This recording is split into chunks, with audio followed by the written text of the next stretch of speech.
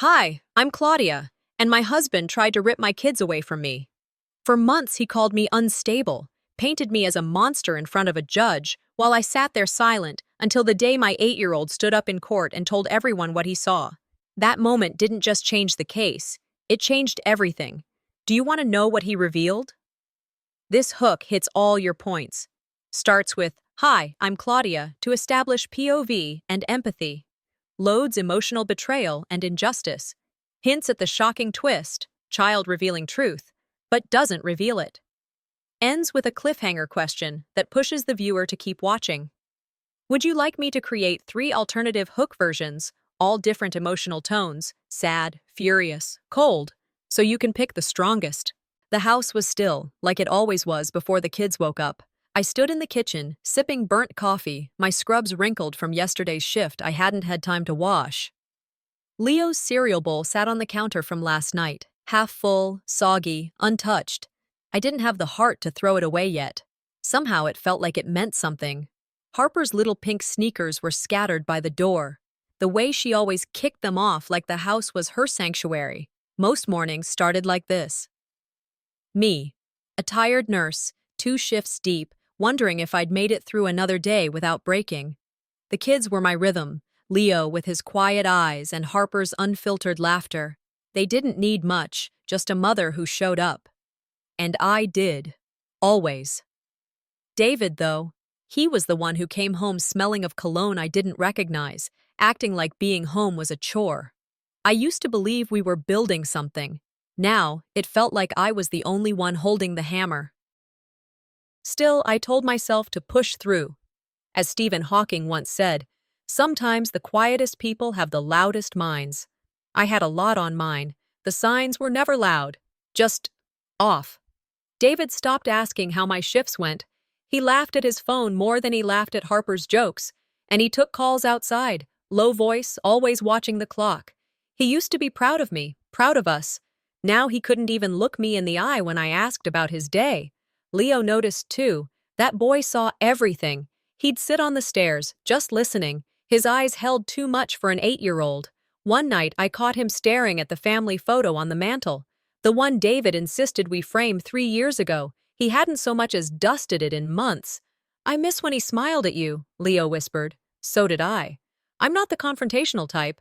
I'd always believed that people reveal more when they think you're not watching. And I watched, closely. David had changed. But I needed to be sure. Then came the moment that cracked the floor under me. He was buttering toast, casual as if we were talking about movie night. I've been thinking, he said, not meeting my eyes. About custody. Just hypothetically. Hypothetically? I didn't speak. My heart did that slow punch thing it does when something's wrong. But I didn't let him see it. Custody? Just thinking ahead, Claudia, in case things don't work out. Leo was in the hallway. I saw his reflection in the toaster, still as stone. You don't throw away your own blood, my grandma used to say. Old Southern wisdom. Guess David never heard that one. I nodded, poured my coffee, and walked out. I had questions, but not for him. We went to his parents' house the following Sunday, like we always did. Pot roast, fake smiles, too much perfume and judgment in the air. I knew they never liked me. I was a nurse, came from nothing, and their boy had a law degree. They thought I married up. Truth is, I married down, in values at least. David's mother looked at me across the table and asked, too sweetly, Are you sure you're managing everything at home, Claudia? David tells us you've been stretched. I'm fine, I replied. She leaned in, smirking. It's just that, well, you work so much. Hard to keep up with kids and a husband, right? Especially when he's the one paying for everything. Leo sat across from me, clutching his fork. His face blank, but his knuckles white. I didn't argue. I didn't defend. Because sometimes silence is louder than shouting, and everything I could have said would be twisted before the sentence ended. I sat at the end of the table, nearest the kitchen door. I'd never felt closer to walking out. Later that week, David came home earlier than usual. I was folding Harper's pajamas on the couch when he tossed a manila envelope onto the coffee table. I talked to a lawyer, he said. Don't panic, it's preliminary. Just something to look over. Inside were divorce papers and a temporary custody plan. His tone was flat, almost rehearsed. I figured we could make this easy, he added. No need to drag it out. No need to drag it out. That was the moment it stopped being theoretical. My fingers didn't tremble, my voice didn't rise. But inside, I was fire and ice colliding. I looked at Leo. He'd come into the room without a sound. He took my hand. His grip was firm. You only get fooled so many times. Fool me once, shame on you. Fool me twice. You know the rest. I realized something right then. I wasn't the one losing ground. David was. That night, as I tucked Leo and Harper into bed, he whispered something that made my blood run cold. The drive home was heavy. I sat behind the wheel, hands gripping the wheel harder than necessary. Leo sat in the back, clutching his family drawing like it was a lifeline. He was quiet. Too quiet. Harper in the back seat looked between her brother and me, sensing tension I wasn't ready to explain. The streetlights passed by in motion blur, and I thought about how quickly your world could change when someone else takes control. There's a saying I remembered then. Silence gives consent. I used to believe silence preserved peace. Now it felt like surrender. Dinner at David's mother's house was a trap wrapped in nostalgia. The roses in the entryway seemed forced. The smell of roast filled the air, a heavy scent to mask tension. David's sister hovered by the doorway, lips curved in a faux smile. She leaned into my mother-in-law and whispered something. I caught the phrase, financial burden. Leo looked down, stirring his mashed potatoes slowly. Later in a whisper, I heard, she's only here for child support. My heart panged, but I stayed seated. I let the conversation carry on, gathering every syllable like evidence. I told myself not to betray any reaction. Not yet. I observed. The way they turned their faces when speaking, the half glances at Leo's plate, the cold posture toward me. Betrayal was becoming quieter than I ever imagined. On the drive back, Leo sat beside me, voice small. Mom, Daddy said I heard you crying at night. He told me not to tell. The weight in his words cracked something in me. A punch to the gut. For a moment, I wondered if I should demand answers now, but I bit the urge. Instead, I turned to him softly. Did he say what you heard? Leo shook his head. Just crying. I held him in silence, heart pounding. I thought of the wisdom I'd read. Children are great imitators, so give them something great to imitate. I realized David was scripting Leo's loyalty, and I needed to rewrite that script. I couldn't force confessions from a child. I promised internally I would protect him, not demand he fight. That night, I fetched Harper's backpack in the hall. I zipped into a side pocket. There, a sheet of paper I'd never given to him. It looked like custody scheduling, with times and addresses in David's handwriting. My fingers trembled. Here was proof of manipulation. If I exposed it too early, I risked being dismissed. If I waited too long, they'd bury me under lies. I resolved. I'd document all, no blind trust. I would play the long game. I lay in bed afterward, watching the ceiling. Memories of my sacrifices, quiet nights, small consolations, all felt like they were being used against me. They tried to cast me as unstable. They tried to turn my silence into evidence. But I wasn't broken. Not yet. I whispered it to myself. You won't rewrite my story without resistance. Morning came with the sound of children's cartoons playing faintly in the living room. I stood in front of the bathroom mirror, tying my hair back for work, forcing my face into neutrality. At the pediatric clinic, I tried to drown myself in routine, checking vitals, smiling at parents, scribbling notes, but the chatter in the hallway sounded different today. People glanced up, then away. When our receptionist passed me a chart, she said softly, I heard. Are you okay? Someone said you might be fighting for custody. Her eyes flickered with sympathy and gossip at the same time. I nodded, professional. I'm fine. Inside, though, I felt my stomach clench. David was poisoning my name even here. It reminded me of something an old supervisor once told me. Reputation is like fine china. Once broken, it's hard to repair. I wrote a note to myself on a sticky pad before leaving. Document everything. Even at work. By afternoon, I was at Leo's school, holding Harper's hand as we walked across the parking lot. Leo clutched his backpack tight. One of his teachers came out, brows furrowed. "Mrs. Turner, can we talk?" In her office, she showed me a drawing. Our house, split clean down the middle. On one side, a stick figure mom. On the other, Dad.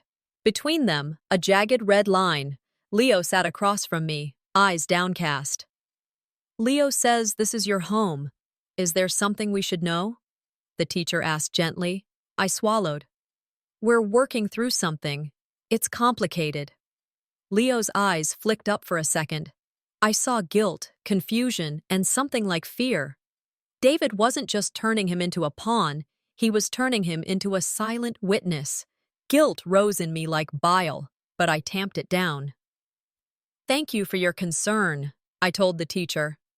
Then I took Leo's hand and left, walking past the playground, each step heavier than the last. That evening, the house felt unnaturally quiet. Harper was giggling in the corner with her tablet. I walked over and saw the FaceTime screen still open. My heart skipped. David's voice had just ended, but I caught the tail end of a whisper from him before he hung up. "Remember, don't tell Mommy about the special trip." My blood ran cold. Gifts. Trips. Secrets. He was trying to buy their loyalty. I didn't snatch the tablet. I didn't scold Harper. I pressed the side button, ended the call, and quietly began screen recording the call history.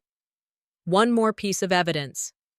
I thought of something I'd once read in a patient's waiting room magazine. The most dangerous predators are the ones that smile before they bite. David wasn't yelling or threatening. He was smiling, bribing, coaching, and that was worse.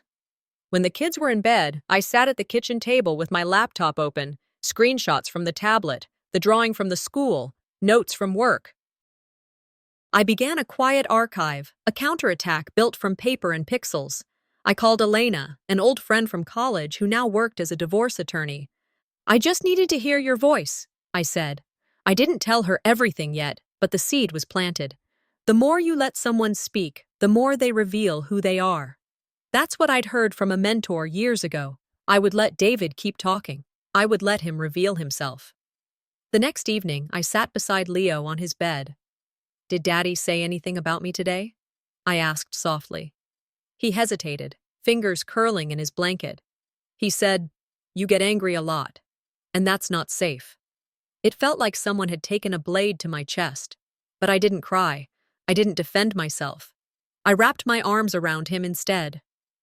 "When someone wants to destroy you, they don't attack your body," I whispered. "They attack your story." In that moment, I understood. This wasn't a custody battle. This was a war of narratives. And quiet women like me, we collect everything before we strike. I came home to a quiet house, the kind of quiet that makes your ears ring. The kitchen light was still on, casting a thin glow over a stack of mail left on the counter. Bills, school flyers, a coupon booklet, and an envelope stamped with the name of David's lawyer. I slid it open and scanned the words. Custody revisions. School district transfers. A thinly veiled suggestion of relocation for the children's stability. It was all written in the polite language of a knife pressed to your ribs. Leo wandered in, holding a heavy textbook. This was in the mail, too. Between the pages was a folded notice of intent, a legal draft David hadn't bothered to hand me himself. I took it from his small hands and forced a calm tone. "Thanks, buddy. You go get ready for bed." He lingered at the doorway, as if he already understood the weight of the papers. I promised myself in that moment I would not let my children become pawns. Later, with the kids asleep, I opened my laptop at the dining table. My inbox refreshed and a new email popped up with my name in the subject line. When I clicked, screenshots filled the screen, texts laced with threats, vulgar words, promises of revenge, all allegedly sent from me to David. The sender was an email address I'd never used. My pulse thudded in my ears. How had they done this? I stared for a long moment, then moved on instinct. I forwarded the email to Elena. "Need verification." I sat there listening to the refrigerator hum. The old me would have called David and demanded answers. The new me was learning to hold her tongue. Elena replied within minutes. Headers spoofed. Don't reply. Save everything. I closed my eyes and whispered, "This is escalation." They thought I'd panic. I wasn't going to. The next day, I sat across from Elena in her small law office tucked between a bail bondsman and a payday loan store. Papers covered her desk, and a cold coffee sat near her keyboard. She clicked through the email on her screen and turned the monitor toward me. Classic forgery. They're trying to build a story that you're unstable. Relief flooded me for a moment, followed quickly by anger. I wasn't losing my mind. Someone was trying to steal it. When did I become the enemy in my own children's lives? I murmured. Elena didn't sugarcoat it. When you stopped being easy to control, don't confront them yet. Document everything. We'll use their own trail. Driving home, I passed the community center my brother Micah ran. I dialed his number. I need to talk, I said when he picked up. I can't get involved, Claudia, he said after a pause. Can't or won't. He sighed. David's family pulled their funding from the center. If I take sides, it's gone. The kids who come here, they lose everything. I stared at the windshield, hands gripping the steering wheel. I see, I said, even though it burned. Micah, who once swore he'd always have my back, was folding under their money. We hung up without saying goodbye.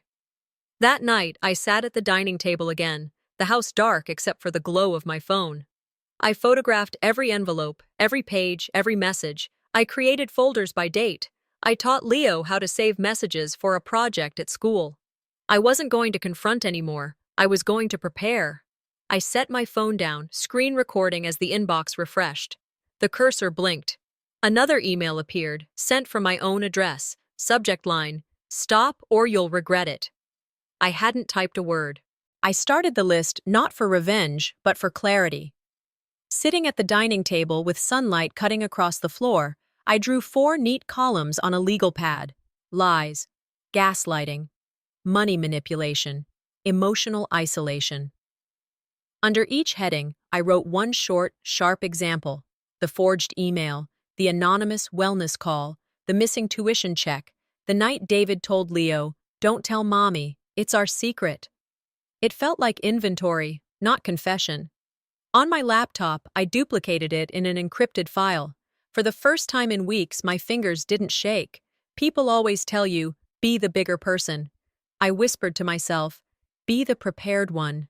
It wasn't anger anymore. It was steady breath before a storm. Late morning, 2 knocks echoed on the door, not a neighbor's knock, official, practiced. 2 officers in Navy uniforms stood there. "Ma'am, we received a call," one said, "a wellness check." Behind me, cartoons hummed from the living room.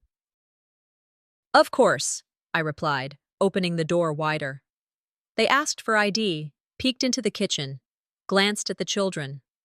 Leo gripped the arm of the couch. Harper looked up and then back at the TV.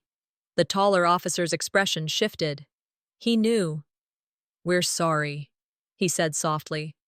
"This isn't what we expected." I smiled thin, the kind that tastes like metal. People say a lot of things. When they left, the door clicked shut and the house felt still. This wasn't concern. This was a strategy, planting shadows of doubt for a courtroom. I pulled out my phone and typed, "Record all visits. Date, time, badge numbers." My hands were steady. That afternoon, I drove to Harper's school. The smell of crayons and disinfectant hit me as soon as I stepped inside. Her teacher motioned me to the hallway, voice low, like handling broken glass. "Harper's drawings, dark clouds, figures crying," she said. "We wondered if something's happening at home." My jaw tightened. "Have you been discussing family changes in class?" She hesitated. "Your husband sent a letter about shared custody. We assumed you knew." I forced a polite nod. "I didn't. Thank you." I took Harper's hand and walked her to the car in silence. He's rewriting the story, at school, at home, in their minds. By the time I buckled her in, my stomach had settled into a heavy stone, but my mind had never been clearer. That evening, after the kids settled with a movie, I called David for the first time since the legal letters. My voice was calm, level. "If you're trying to destroy me," I said, "you'd better not leave fingerprints." He gave a soft laugh, called me emotional, as if the word itself could erase what he's done. "Good," I said evenly. "Emotions remember. Emotions record." I didn't threaten. I warned. The pause on the other end stretched longer than it should have. Then a click. I could almost feel him shift in his chair. Later, I sat at my desk and opened my journal. "The world doesn't see bruises from words," I wrote, "but I've been black and blue for years." I wasn't planning an escape. I was planning justice. From my bag, I took a small fireproof safe I'd bought that afternoon and set it on the floor. Inside went the ledger, the USB drive, my phone backups, locked it with a code no one else knew. I used to think silence protected my children. Now I know, truth does. As I turned off the light in Harper's room, the baby monitor blinked red in the dark. Recording, though I hadn't touched it. The red blink from the baby monitor haunted me through the morning. I sat at the kitchen table, coffee untouched, staring at the device like it might confess. That light wasn't a glitch. It was a fingerprint. I opened the app, scrolled to the history. A new video file sat there, encrypted, sealed like a vault. I called Paul, the only tech friend I still trusted. "Someone tried to wipe it remotely," he said after a few seconds of silence. "That's not consumer-level stuff, Claudia. This is deliberate." I thanked him, kept my voice steady, and slid the monitor into a shoebox I shoved behind winter boots in my closet. That afternoon, I bought new surveillance cameras at a hardware store across town, paid cash, no receipts tied to my name. "If they want to watch me," I muttered at my reflection in the car window, "they better hope I don't start watching back." It wasn't paranoia anymore. It was strategy. Late that afternoon, I was in the backyard picking up the kids' toys when I heard the gate latch click. David stood there, holding a paper bag like a prop. "Just dropping off some stuff for the kids," he said.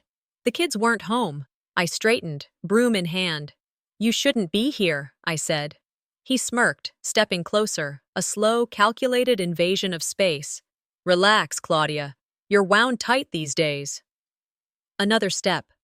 "Stop," I said, voice low but sharp. "You come near me again, uninvited, I'll file for a restraining order. One more step, and I'll make it tonight." He chuckled, but his eyes flicked to my phone in my other hand, recording. He stopped. "You're overreacting," he muttered, but the edge in his voice cracked. "Keep thinking that," I said without blinking. He backed off, set the bag down, and slipped out the gate without another word. The air felt different. My silence wasn't his shield anymore. That evening, I drove to Elena's office, my car seat stacked with binders, my journal, printed texts, the camera timeline, photos. She spread them across her desk, her expression changing from lawyer to witness. "Claudia, this isn't just a story," she said. "This is evidence." We talked counterclaim. Full custody with supervised visitation for David. I spoke it clearly, no tremor in my voice. "If I don't do this now, next time it won't be a blinking light. It'll be a judge telling me my kids don't belong with me." Elena didn't soften the risks. He'd fight. He'd drag me through court. "The longer you let someone trample your boundary," I said quietly, "the more they believe it was never there." She nodded and began drafting the motion. When I got home, the phone rang. The children's court-appointed therapist. Her voice was polite, neutral. "I wanted to let you know David requested the kids begin joint sessions." My grip on the receiver tightened. "Without my knowledge?" She hesitated. "I assumed you were informed." "Of course." Another backdoor, another rewrite. "I'd like a session with you myself," I said. "You should have context." She agreed, her tone shifting like she'd heard something she wasn't expecting. When I hung up, I felt a strange clarity. "He's playing chess," I whispered. "I'm playing truth. Let's see who checkmates first." Night fell. I sat in bed with my journal open, not to heal, but to plan. The pages weren't therapy anymore. They were a map. I started sleeping with my phone recording on low volume, just in case. Friends who'd once pitied me now saw something else. "You're different," one had told me. "Stronger." I closed my eyes and thought, I used to think staying was the fight. Now I know. Fighting is making them leave. My phone buzzed on the nightstand. An anonymous text glowed on the screen. You think you're smart? Let's see how smart you are when the truth hits the judge's desk. I stared at it, pulse steady, and knew the war had truly begun. I stood on the steps of the Houston courthouse early that afternoon, dread and resolve locked in my chest. The air smelled like concrete and rain that had passed. Inside, I could see David's legal team already assembled. Sharp suits, cameras, poised faces. His mother sat with his sister, whispering behind a hand, eyes scanning. Leo and Harper were seated behind me. Leo held his drawing tight in his lap. Harper's lip trembled. I felt the weight of their gaze, their trust. A flash of that family portrait from years ago flickered in my mind. The three of us standing close. That drawing was more powerful now than ever. I repeated rehearsed lines under my breath, reminding myself to stay calm, clear, fierce. No tremors, no tears. Not yet. When the judge called for Leo to testify, my heart locked. He stood, barefooted in socked feet, holding that same family drawing. The courtroom hushed. He looked at me, then addressed the judge. My daddy told me not to tell, but I remember. He described a night when he was frightened, when David threatened that I would never see him again if I did something wrong. His voice was small, steady. The gasp was quiet but real. I felt both pride and fear. He was turning the tide with that truth. On the defense side, objections flew. Inadmissible, move to strike. But his words had already landed. Doubt seeded in silent ears. David's attorney rose for cross-examination and targeted me. How can we trust a child's memory? He asked. How do we know he isn't coached? I met his gaze. Because there's a record. My journal, my screenshots, recorded video. I didn't write this story. He lived it himself. I didn't yell. I spoke precision. The judge glared. Counsel, temper your approach, he warned. In that moment, I felt a shift. Truth pushing deception toward the edge. Then my lawyer asked to play the confession video. The file opened. Jared's face appeared, haggard, ruthless. He admitted staging incidents, manipulating evidence, instructing others to lie. The gallery went still. David sprang to object. The judge silenced him. On that screen, I heard him say my name, turning betrayal into open confession. His voice echoed. He thought he had me trapped. I felt shock, relief, vindication. My body trembled. I watched David's face turn as his mask cracked. The control he wielded dissolved a little. My chest felt light, even as my eyes stung. Leo and Harper sat behind me, their eyes on me. I nearly reached back to squeeze Leo's hand, but I held myself. I whispered quietly, "This is what truth looks like." In that courtroom, surrounded by whispers and tension, I knew one thing. I was no longer alone in this fight. It was the stillness that struck me first. Not the silence of respect, but that tense, waiting quiet. The kind you hear right before a storm splits the sky. I sat at the plaintiff's table, binder in front of me, the family drawing tucked in the inner flap where Leo had placed it. I kept my hand over the pocket where the recording device stayed, powered on, just in case. David sat across the room, his leg casually crossed. His smirk settled in like it had roots. His lawyer leaned in, whispering like they had the wind bagged already. I didn't flinch. I adjusted the binder, eyes steady. My breath slowed. Deep. Measured. The way I'd practiced. No panic today. No trembling. The weight of the courtroom wasn't crushing me. It was centering me. That little drawing pressed against my skin reminded me why I was here. Not revenge. Not even justice. Protection. That was it. The opposing counsel stood up and called Rosalind to the stand, said she was testifying on the character of the family. That phrase alone made my stomach turn. She walked in dressed like she was hosting a charity gala, not answering for the damage she helped cause. She glanced at me once, chin tilted slightly, like I was something on the bottom of her shoe. But it didn't last. Under cross-examination, her polished answers started to splinter. My attorney pulled out a printed email thread, handed it to the judge, then read portions aloud. Let her screw up on camera. If the footage is bad enough, the court can't ignore it. I'll ask David to get another witness on record. This isn't about truth. It's about perception. Let her cry in front of the judge. It'll backfire. Rosalind's face paled, her jaw tensed. You could hear the shift in the room, the whispers, the weight of that kind of exposure. She tried to deny it at first, blamed context, but her voice cracked. She looked down and didn't look back up. David's fingers tapped his knee faster now. It was the first public crack in their armor. Not just doubt, proof. David wasn't done, though. His lawyer stood and announced they'd be submitting a new psychological study, claiming I was unstable, that my behavior with the children had become erratic. I didn't even blink. My lawyer shot to her feet, objected to its sudden appearance, and demanded a review. The judge agreed. Then came David's next play. A third-party psychiatric expert brought in to give neutral evaluation. That's when I stood. I didn't ask permission.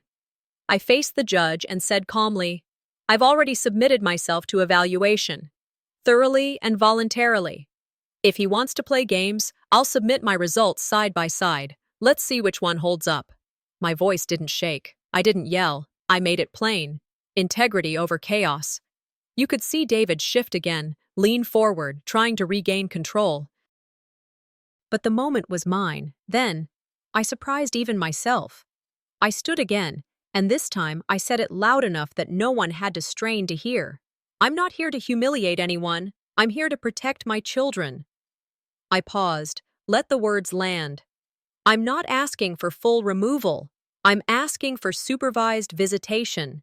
Because kids need clarity, not war. They need safety without being taught hate. Let my evidence speak for itself. My attorney looked over, blinking. The judge sat back slowly. David's team said nothing. They were caught between reacting and regrouping. The room didn't cheer. This wasn't a movie. But I saw it in their eyes. Restraint shook them more than rage ever could. That was the move they didn't see coming. When court adjourned, cameras flashed before I'd even made it to the steps outside. A reporter shoved a mic near me. Ms. Willis, care to comment on your unexpected decision in court? I kept walking. No comment. Not today. By the time I pulled into my driveway, dusk was folding into night. The weight of the day made my hands tremble once the front door closed behind me, but inside that weight was something else. Clarity. I walked straight to the safe, opened it, laid out every file, every image, every timestamp. Tomorrow wasn't the end, but it would be the moment everything tilted for good. My hand hovered over the nursery monitor. I clicked open the archived footage. The screen blinked. The timestamp read last week. I watched as the nursery filled with soft light. Then the door opened, and someone stepped in. Not David. Someone else. I leaned closer, heart rising to my throat. That night, I watched the footage from the nursery camera, and I saw someone I never expected. Sunlight streamed in as I awoke in the apartment we'd moved into days ago. I lay there a moment, listening to quiet. No phone beeping, no court summons, just soft breaths from Leo and Harper in the next room. Downstairs, the kitchen table held the stack of papers. The custody order, stamped and signed. I walked over, picked up the top sheet, feeling its weight in my fingers. I glanced back down the hall where the kids slept, faces relaxed, peaceful. I felt something shift in me. Exhaustion, yes, but also a fragile kind of freedom. The storm had passed, and I was left standing in the calm.